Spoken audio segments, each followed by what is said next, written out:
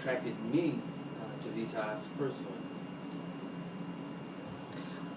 Wonderful. And I will say to my listeners, of course you can't see me jumping up and stuff, but one of the things that I do for my radio program now is I put my show's portion of it, and now they're allowing me to do the entire thing really on YouTube. So you can actually access and see visually the programs and the guests for the Truth Radio Show on YouTube, and it's under let's see, Truth Radio Show. Truth Radio Show. You could probably get to it by Azama-Edwards as well. But Truth Radio Show is how you would access these shows on YouTube. And you had mentioned to me, Pastor, that Pastor Long, since we have two pastors here, you had mentioned to me that there are actually in this area five. There are 5 hospice providers in this community. There is VITAS.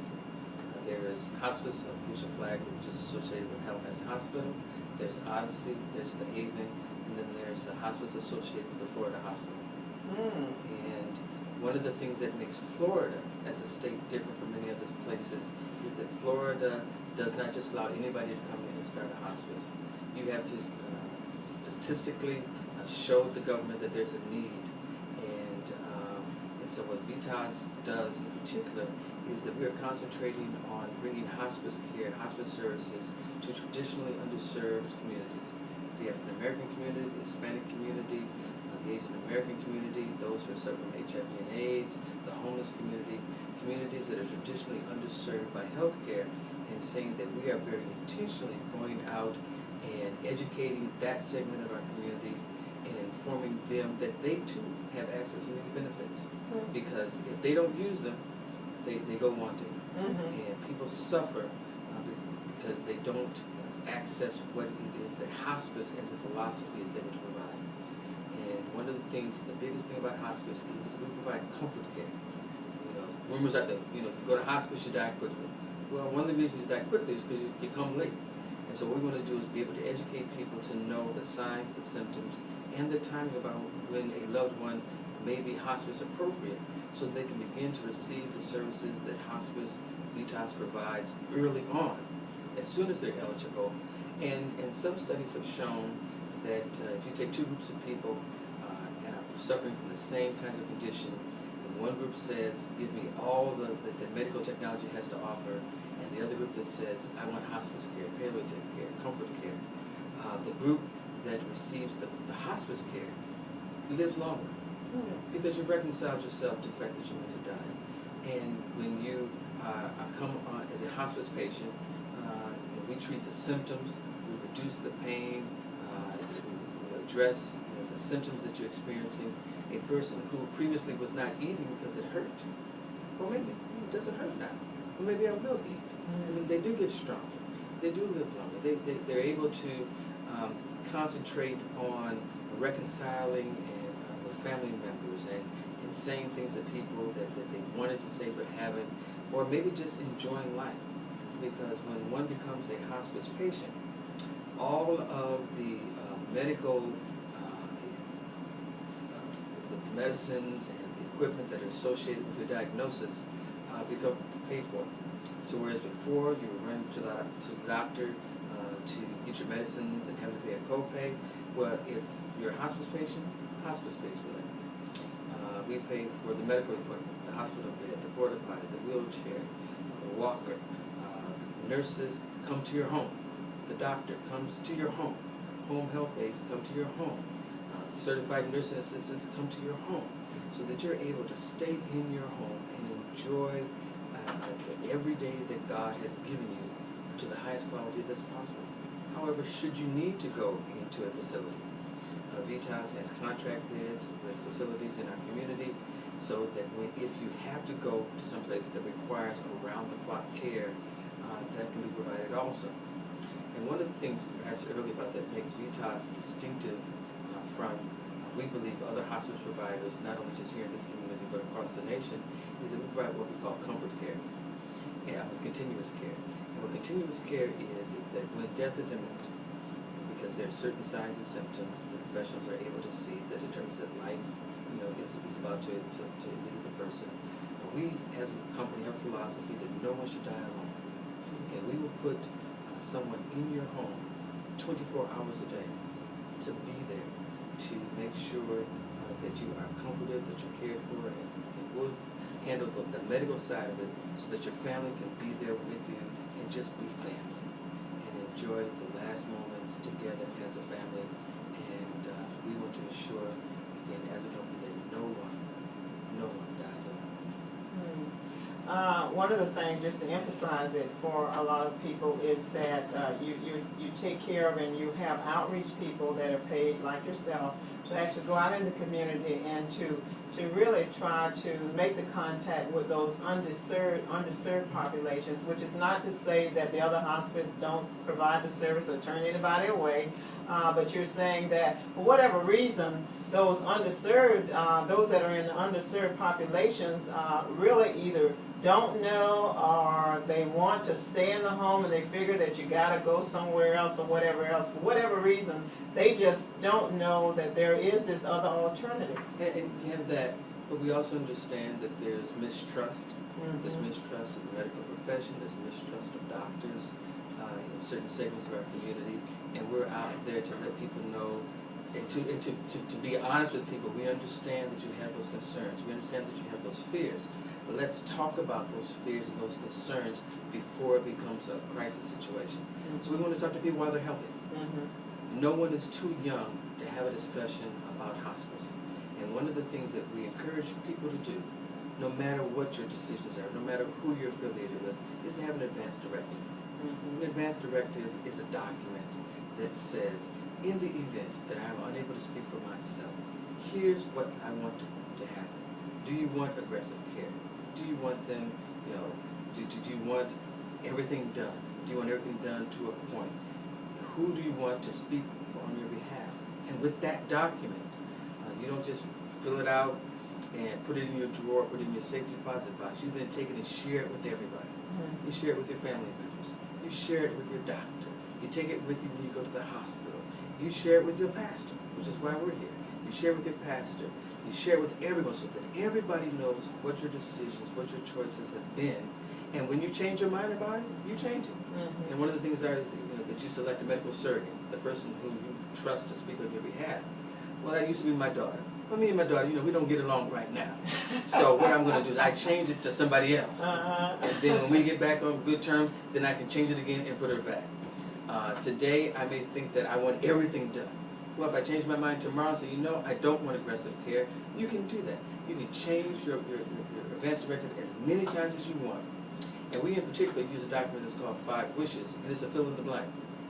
And you fill in the blank about these 5 areas of your care. What do I want people to know about my treatment? What do I want people to know about them? What do I want people to know about how much, how I want to be cared for? And you fill that out. And you change your mind, you scratch it out, put something else in there. And in Florida, as well as in several other states, once you complete that document, you sign it, you have it witnessed, not notarized, you have it witnessed, it becomes a legal document. And then you take that with you when you go to the hospital. Mm-hmm. Every time you go to the hospital, because you don't know. Yeah, I'm going to the hospital for a simple procedure, but you never know what's going to happen. And we always assume that, well, this is for older people. Well, young people get hurt too, mm-hmm. and go into the hospital and are unable to speak for themselves. And that's what I'm saying. You're never too young to have given this some thought, and to do it in a time when you're not pressured, right. Where you've had time to think about it, and so that it reflects truly what your decisions and your desires are. I know that I was happy that, well, actually, my dad, when he passed, he didn't have one, and fortunately, my sisters and I get along very well, mm-hmm. So we were able to agree with the fact that, he'd continue to get care as long as there was some prospect of some form of recovery. And at a certain point, though, they got us together. By that time, it was just my younger sister and myself. And we were there, and they said, well, his systems were starting to fail. Body functions were were just going. And at that point, and it was in both cases, it was my younger sister who had the most difficult time just dealing with it. And I think both parents stayed around just for her to gain strength and get ready for it. And you know, at that point, she said to my dad as he was getting ready to pass, she unplugged everything and she just rubbed his head and said, "Dad, it's okay for you to go." And you know, I've talked to people and they've said a similar thing, that sometimes you need to give them permission to go ahead and go, to let them know that you'll be okay. And my sister did that. And yeah, that gets us to our bereavement pastor here, who with hospice, and that's basically what you do, is deal with bereavement. Yes, that's exactly right. See, that was a great segue, one to say. Absolutely, absolutely. Job well done. All right.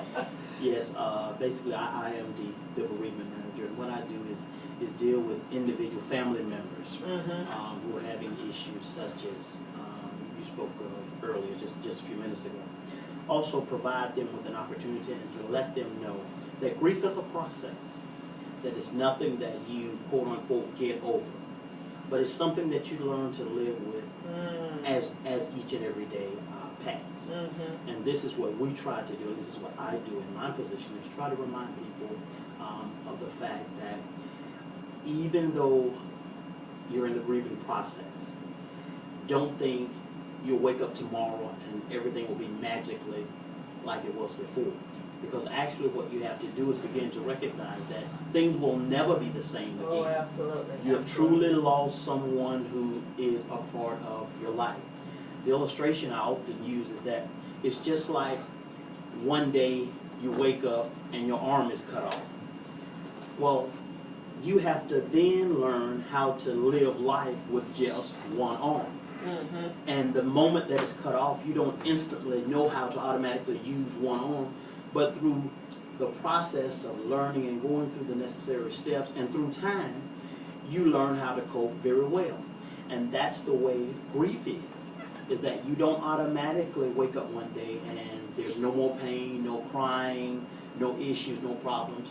Because I have learned that in dealing with people, that so often people say things that try to help us, but they really don't. And one of the worst things I think you can say to an individual is to say, "You'll get over it." Right. Because then they're walking around or get over it. Right, or get over it. Right. And the sad part about it is these are some of our friends sometimes who will say, "Get over it." Our family members too. It's been a week, it's been a month, it's been 6 months. Are you still crying, and things of that nature? And not giving people an opportunity to grieve as they choose to. And this is what I do in establishment of groups and connecting even with people one-on-one at times. To give them an opportunity just to have a listening ear rather than keeping things bottled up on the inside. If we learn how to talk our way through them and express ourselves, then we quickly discover that in just expressing ourselves, we find ourselves doing a lot better. But the problem is when you have people who don't allow you to who don't meet you where you are and just allow you to express where you are. Some days you'll feel fine.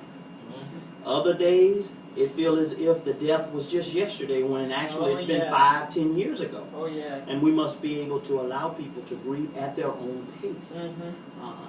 And I think is the key element, and that's why I enjoy what I do. I don't provide any answers. There are no grief experts, but there are experts who will sit and listen and allow you to work with the process. And you know, and that's a great thing. Something you said earlier, really and truly, almost like, you know, just like it's sunk right into my soul and just said to me, you know, it's okay, and I give you permission to actually carry some of that with you, no matter how long it takes. Because I talk to people who've lost their mother, as I did last year in August, who said, "Oh, Gwen, it was 10 years ago, and it was like yesterday." Oh God, I mean, and she says, there are times, you know, and these are women, of course, who will say there are times when I can like hear my mother speak, and I look around, she's not there, and I start to weep. or, you know, something about something that she used to wear they might see, or something she gave them. Right. Yes, Right. and you know, and then all of a sudden it just hits you that she's gone, she's gone. And you know, I deal with that, and it's been like a little over a year now, and to hear from other women who lost their mothers who say, oh, it was like 10 years ago. I had one lady tell me it's been 20 plus years. Well, let me add this, because we were in a session, and I thought that I was the only one experiencing what I experienced. I cannot tell you the year. Mm. I can tell you the month Mm-hmm. that my grandmother died. I can't tell you the day. I can't tell you the year. But I can tell you all the events surrounding it. Oh, And we were in yes. one session, and there was a lady there who discovered there are other people going through that too. Mm-hmm. I thought it was just me, and I was afraid to tell somebody Yes, because I thought yes. something was wrong with me. Mhm. And you discover, wait a minute, there's nothing with that. God has designed our minds to allow us to continue. Mm-hmm. And those things that are painful to us, the mind blocks them out. Right, right. I'm not walking around thinking my grandmother's still alive. I know she's not. I know that she's gone on. However, I cannot tell you the year. Mm-hmm. And I'm going to have to go back and try to figure it out. But then again, it's not important. No, That's no, what I- no. What's important is that she was here, and you know, at a certain point, she was no longer here physically. But there's so much about her that's still here. You know, when I talk, I even talk more like my mother now since she's passed. I mean, I look in the mirror and I can see my mother in me. You know, Yes. there's just so much about me that I see. You know, and I said something the other day to somebody. I said, "Gosh, I've become my mother." And somebody said, "My daughter just told me that the other day. You become my grandmother." Yes. But you know, it's something that I am proud to, you know, carry on. It's like you know, a mantle that I'm just happy to accept, because to me, my mother was a great, great, great person who I love dearly. Still love. And the part of that is being able to recognize that for all those years, she placed herself in you. Yes, yes. You lived with her. She was a part of you. And she Mhm. became a part of you. Right, right. And that part of you that will never die. And you know, there's another part of that too that I've kind of come to know as well. That for many of us, we really live for our parents. I mean, they are the person that we're either trying to emulate or imitate or really prove something to. And you know, once they're gone, we've got to refine or rediscover what it is that makes us want to go on. And the fact of who you are, because as a matter of fact, Yeah. the first teacher should be your parents. Yes, absolutely. Even before a child enters school, the first teacher should be the parents. And so when you do lose a parent or that person who has been a significant part of your life ever since the very beginning, Yeah. you constantly are reminded. Major void, a major void too. It's a major void, but it's a process that people have to recognize and also go through as well. And you were mentioning to me too that that you guys actually can start with people before their loved one even Yes, passes, yes. and then about how long you go Yes, after yes, that. yes. And you know, share that.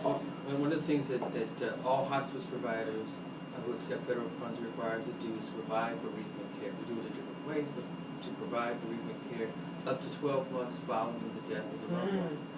But one of the things, as you were talking earlier, that I wanted to go back to is the fact that by having your loved one become a hospice patient, it begins the process of dealing with the reality of that person's pending death. And then you can talk to them about the things that you wanted to know. Yeah. Or you wish you talked about Right. before they Right. pass. You know. And so yeah. it gives you an opportunity. Grandma, tell me about. Daddy, tell me about. Mama, tell me about. And to discover those things that, you know, if we knew when we were going to die, and that's what hospice allows us to do, to have some predictability, to say, you know, the questions that were asked.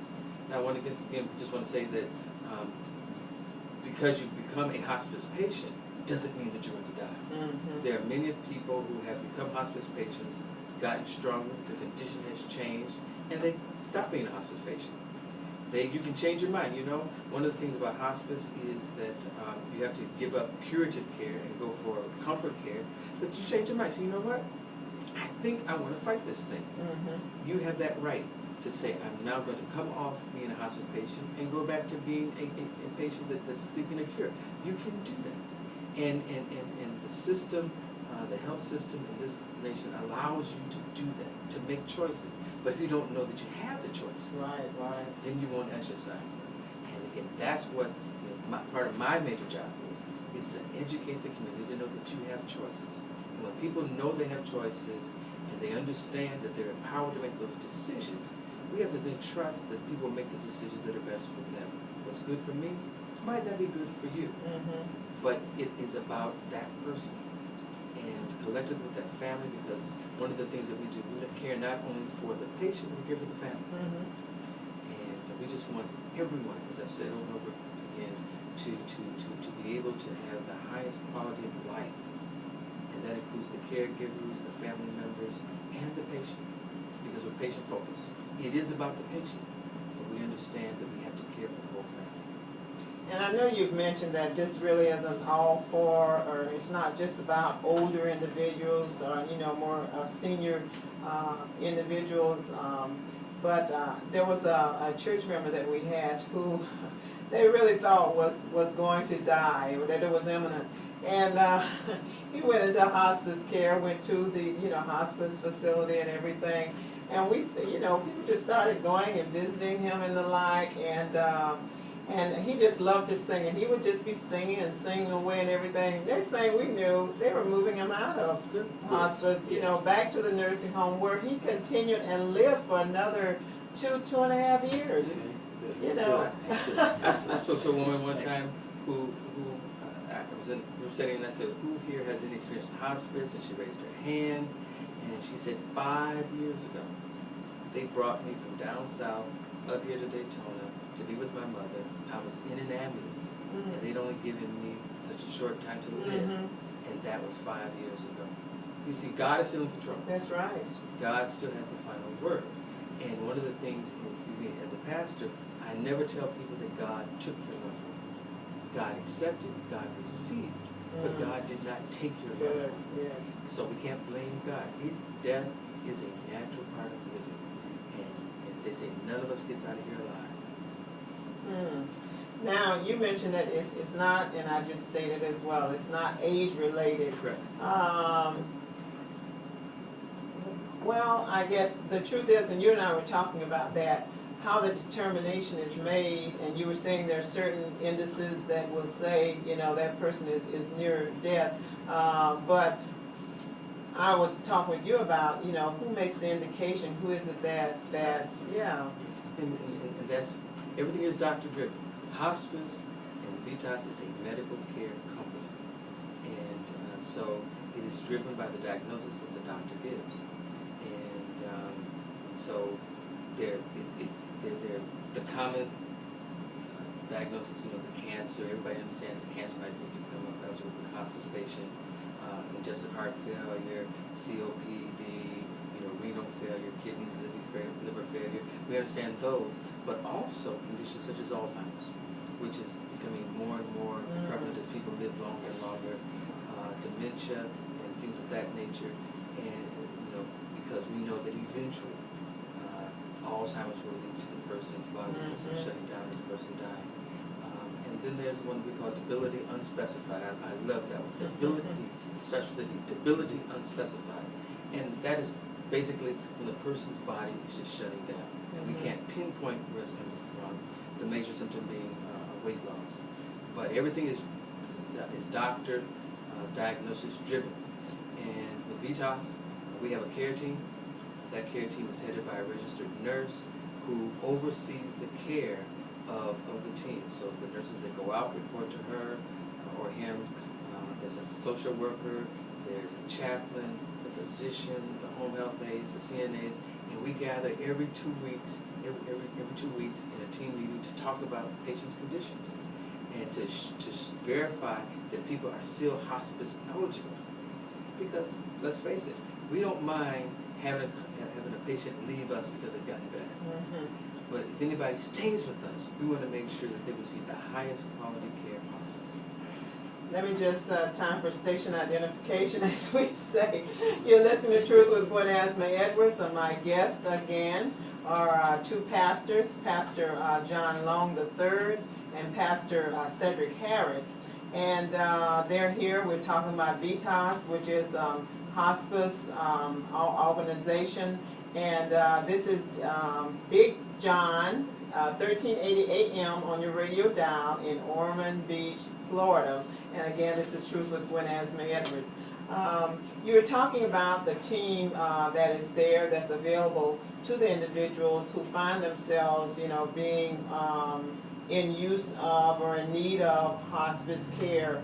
And it's medically driven, and the doctor then would make the decision as to whether this person is then terminal, I guess that's the term that they use. That doctor makes a diagnosis and a prognosis, Mhm. and based upon what that diagnosis and prognosis is, determines whether or not the person is hospice eligible. Sometimes the doctor thinks the person is, and the person can say, wait a minute, I don't want hospice. Mhm. Decisions, knowledge, choice, absolutely Right, powerful. right. But we want people to know that they have the choice. And if people say they don't want what's been offered, that is their right. But if they don't know that it's available, have never been offered, Mhm. then they can't make the choice. And so one of the things that I do in my position is to go to the community to inform pastors, people like me go out and inform persons in the community, so that the lady down the street, who you used to see every day out in her yard, and then you started seeing her less and less, and you know she's going to the doctor, you see the EMS coming, maybe she might be hospice eligible, and maybe you need to go and check and see. Reverend Harris gave me a very good rule of thumb. Let's see, this is what, Thanksgiving. So let's say, is there someone that you know that you would not be surprised will not be here Valentine's Day? If there's someone that you can say, if they're not here, if they died before Valentine's Day, it wouldn't surprise me, that person is probably hospice appropriate. So you don't have to make a medical diagnosis, but what we are trying to do is get people in the community to recognize community needs by people who live in the community, and they say, you know, we need to think about this. I'm not a doctor, I'm not a lawyer, I play one on television, but you know, to be able to say to people whom we love, we maybe need to think about this. Now, you being a bereavement, is it counselor or Manager. Manager. One of the things that Pastor Long was talking about is that with the holidays coming up, that this is a time, well, I'm sure you get involved with the family, as you said, for 12 months after and then a little bit before. But this should be, and is always a difficult, very difficult time. You know, I remember the first Christmas, first Thanksgiving without my mom, and you know, she was always with us. Either I would take her down to one son, or you know, to another, whatever. But we were always together for Thanksgiving. So my first Thanksgiving without her was difficult. But my husband and I went down to my son's house, and you know, he had his girlfriend, and you know, we went out, and he just kept me busy, you know. And then Christmas came, and I was the host and had my sister and her family and stuff there with us, so that kept me busy, especially cleaning up after those little ones. But you know, the thing is that at a certain point in time, everybody leaves, everybody goes home, and then what? Absolutely. You are absolutely correct. Then the emptiness and war returns. Because see, what happens is when we lose a family member, a close family member, we have also lost a part of the tradition. And that's why the holidays are so difficult, because you've lost a part of the tradition. In many cases, Mom was the one that did the cooking, that did the organizing. And even when it comes to family meetings, Mom was the one who would say, okay, you brothers and sisters, you know, I want everybody to come over my house. Oh, she would. Okay, somebody's graduating. Come on, we all gotta go. And she was at center. And the reason holidays are so difficult is because now you're at a point where you have to begin new traditions. You have to start doing new things. And as with anything that's new, anytime you do it the first time, you're scared, you're skeptical, and you just want to do it as good as possible. And so that's why the holidays are so difficult. And what I do is try to remind people that you can begin new traditions. In remembering your loved one, you can begin new traditions. Of course, nobody might not be able to make that pecan pie like Mama, or that sweet potato pie. Right. You know, nobody can fry turkey like Daddy. Beans, you know, that ham, baked ham, and all that kind of stuff. Yes.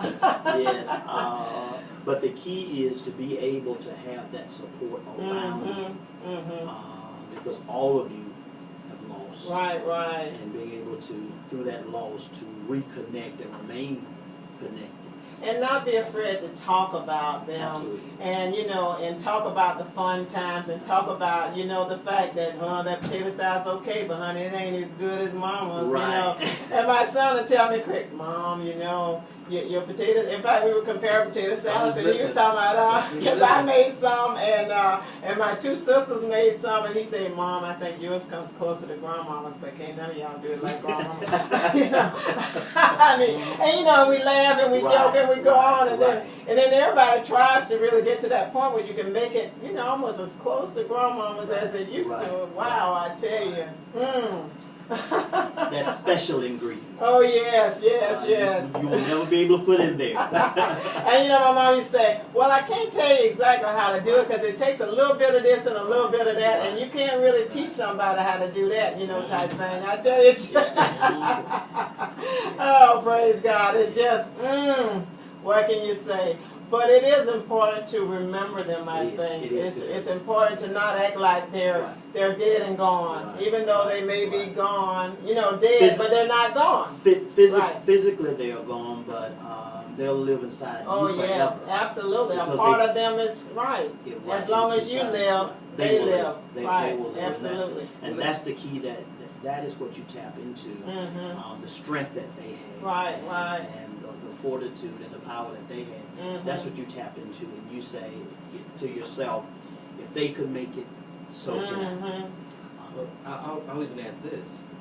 As the person is in the stage of dying, we encourage the family to celebrate those traditions. I encourage families to celebrate Christmas in July. And then, you know, to identify those holidays that were important to Mama while Mama's still here. And so we'll celebrate Christmas in July. That's Monday. Tuesday, we're going to do Thanksgiving. Wednesday, we're going to do birthdays. Thursday, we're going to do Easter. Friday, we're going to have Fish Fry. While the person is still here, so that the family can enjoy each other while you still have time. And build those memories. Build the memories. That will last. Experience those things. All those holidays that are not going to be here if, again, the disease follows its predicted path, then let's celebrate them now and have a joyous time with this loved one, mama, daddy, aunt, uncle, child. Let's just celebrate while we can, so that death is nothing to be feared. You know, as Christians, we're always ready to deal with death, but we ain't so crazy about dealing with dying. We know it's on the other side from, you know, but it's getting there that scares people. And what we want to do as VITAS is to help families deal with that time, both the living and the dead, so that the grief is not as consuming. I want you to cry for me, okay? But I also want you to be strong enough to deal with me when I'm not here. Right, absolutely. And you know, sometimes we as Christians are also fearful of living. True. You know, and especially after you've lost a loved one, there are some people who make us say, I don't know how I can go on without them. You know?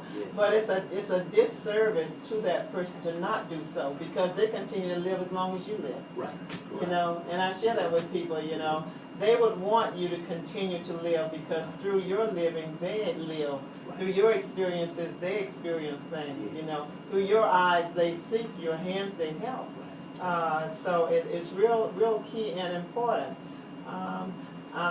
Pastor Long, there are some events and activities that are coming up, and we want Very to much. share that with our Very, very listeners much. so that they can come out and take advantage of these things. And they're awesome, awesome events. And share with them, before you get into it, that you say that there are events that you all, I say VITAS, actually sponsors or co-sponsors or whatever. We sponsor a lot of things in this community. We work very closely with the city of Daytona Beach. We work closely with nursing homes and assisted living facilities and churches to sponsor health fairs, to come in and do talks. We are involved with the various ministerial alliances in the area. Just being there in the community to be a resource, but also to be active. I mean, we live in the community, so this is our community, and so we want to be seen as being out there and taking some of the funds that we have and plow them back into our community.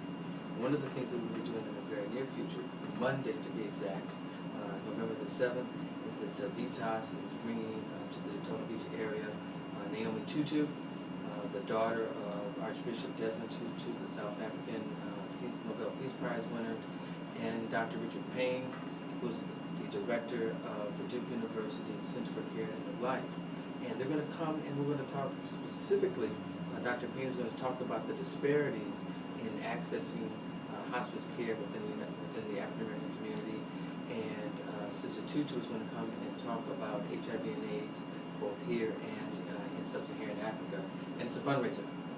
It's a fundraiser to provide funds to organizations here in our community, as well as our sister hospice in Lusaka, Zambia. The two local organizations are the Joel Lawrence HIV/AIDS organization, headquartered in DeLand, Florida. And that organization is named for a young man who, when he was born, he had AIDS and was adopted. And at some point, his adopted mother took him to the hospital and just left him there. And he was eventually, 18 months later, after staying in the hospital, 18 months, not sick, but because there was no place for him to go, found a foster mother, Sister Howe over in DeLand. He became her foster son. He died, I believe, in 2006. And in his memory, she had started this organization to provide care to adolescents and teens dealing with HIV and AIDS. We're also raising funds for the Diggs Miracle Care, which is on the east side of the county. Diggs has as its mission to help those who are HIV positive and AIDS patients to find adequate housing. It's very difficult. People still have stigmas, misbeliefs, misperceptions. They don't want to rent to people who have HIV and AIDS. So to help them find housing, as well as Diggs provides transportation and medical appointments. Very, very important. One who's on the antiretroviral regimen for treatment. And the third one is Our Lady's Hospice in Lusaka, Zambia. And you can't help but be touched by how hospice is done in Africa, sub-Saharan Africa, because not only do you care for the patient, the father who has AIDS, you eventually care for the mother who dies of AIDS, and the children are left. And so the hospice provider cares for the children. And so it's a much bigger, much more encompassing mission for those over there. So we're doing this coming Monday at Thune-Cookman University Performing Arts Center. Tickets are $35, beginning at 5:30. A meal prepared by the hospitality management students at Thune-Cookman. And it's going to be a glorious evening surrounded by, on the framework of what we call Life Song, which is the story of an African village where every child receives a song before he or she is even conceived, and that song follows that child all the way through life. And there are other events. We're very rich. One we talked about underserved communities. One of those is the veterans community. So coming up on Veterans Day, VITAS is sponsoring and co-sponsoring many events around the community. One of the ones we do want to tell people about is the event that's going to take place at the Holiday Inn out near the Auto Mall, beginning at 8 o'clock on November the 11th, where we are honoring as many veterans who will come out, honoring, pinning them, giving them a certificate, thanking them for their service to this country. Those are the two big ones that are coming up in the near future. But we're also going to be doing, participating in handing out Thanksgiving baskets, Christmas baskets, because what we want this community to know is that we are here. We are part of this community. We care about this community, and we care about the people in the community, not just about those who might become our customers, our patients, but about everyone in this community. And we do want to mention that there is a National AIDS Day, Yes. Right? Well, now it's AIDS Week. AIDS Week, that's right. You keep correcting me on that because I didn't realize that there is actually an AIDS Week. It's World AIDS Week, and World AIDS Day is always December the 1st. The service is going to take place out at Our Lady of Lourdes on University Street, Beachside, Father Phil Gito, and that's where things are considered. But there's a walk that precedes that, and as a matter of fact, on November the 29th at Greater Friendship, we're going to be having a roundtable discussion with several pastors. And that ought to be real interesting because we approach HIV and AIDS from our theological perspectives, and they ain't all the same. And you were mentioning to me that just to give people a little better taste of that, which is so fantastic, as you were sharing with me, there will be ministers, pastors, whatever their title is, for whatever religion that they will be sharing and discussing. And you're looking to have such a vast array of representation from pastors, priests, et cetera, such that you can really get a good feel and a good idea of how they view death, what the cultures are in terms of dealing with death. Because I had a co-worker who died, and she was a Muslim, and I sent flowers to her. Well, you don't do that because they don't do that, for people who die. So I think they ended up donating them to somebody or whatever. But the more we know, I think the better we can be in terms of knowing what to do when someone that we know, that we care about, dies or passes away, who is a part of a different faith or belief system than we have. And you don't want to dishonor that person's memory, or dishonor their remains, or dishonor their religion, so to speak. Yeah. Disrespect their faith. And that's why one of my charges is to bring pastors together, clergy from various faiths, Jews, Christians, Protestants, Catholics, black, white, Hindu, Baha'i, Muslim, and to bring them all together, and we just sit around, we just talk, and to get to know each other's faith beliefs, not in the judgmental factor. I mean, if you want to talk that, you can come to my church, you want to hear the gospel, but in those settings, we just want to be able to share and to understand that everybody doesn't view suffering the same. Everybody doesn't view death the same. Everybody doesn't view life the same. If you believe that you're going to be reincarnated, then you're running towards death. And if you believe that death and there's nothing after it, then maybe you're resistant to it. If you believe that there's an afterlife, all these inform how we relate. And as a hospice provider, again, attempting to be very sensitive to where people are in their faith walk and their life walk, and some people have no faith at all. It helps us to know what the beliefs are, so that we can better, my word, minister to those persons who bless us to be able to be the provider of care when they're approaching the end of life, and to be respectful of who they are and where it is they come. And that was one of the things that when you and I were talking, we were saying I have two pastors here on the program, but individuals do not have to be a Christian in order to participate in VITAS. As you've just shared, they can be of not only any faith, they can be of no faith at all, because that is not a criteria when it comes to receiving care through VITAS. You see, we're charged with giving care. Now, I'm motivated by my faith. You may be motivated by something else, but we're all motivated to provide the best quality of care for those persons who, again, I say, bless us to be able to care for them. It's an honor. What people have to understand is that we work in the field of hospice, dealing with people at the end of life. It is not a job. If you think it's a job, you're in the wrong job.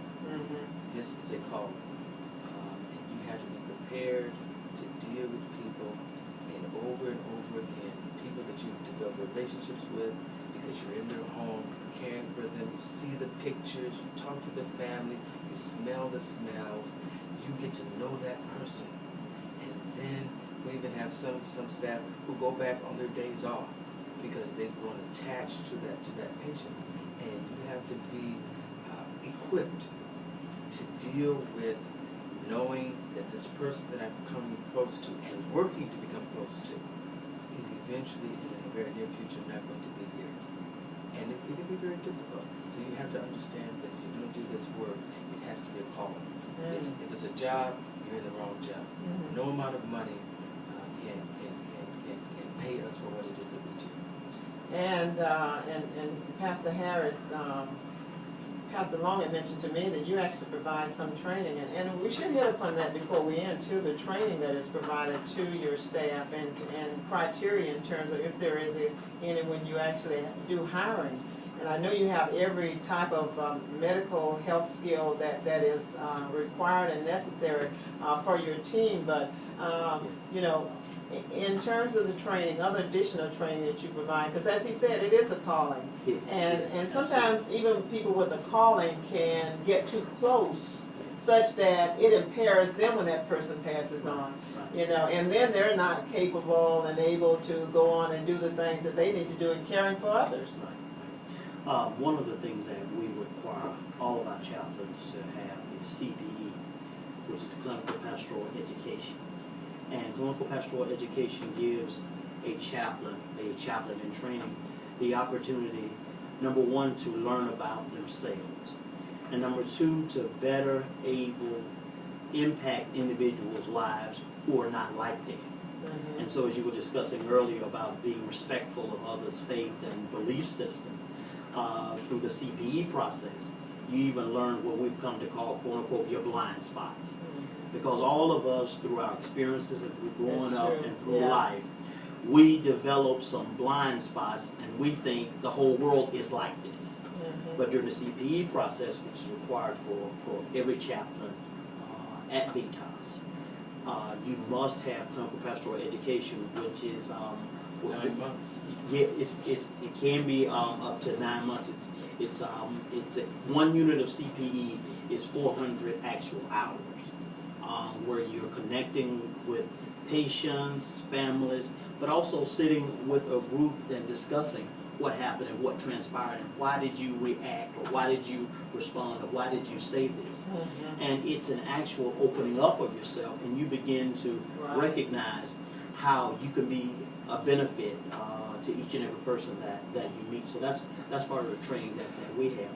Also, what we do is every person that is hired also go through the process of learning the whole bereavement piece and understanding what bereavement is and grief, so that when the nurse is out there talking with a patient and family, that she or he is also able to recognize some of the anticipatory grief issues, some of the things that you recognize before death that you work on with the family, so that after death the suffering is minimized and the difficulty is not as great.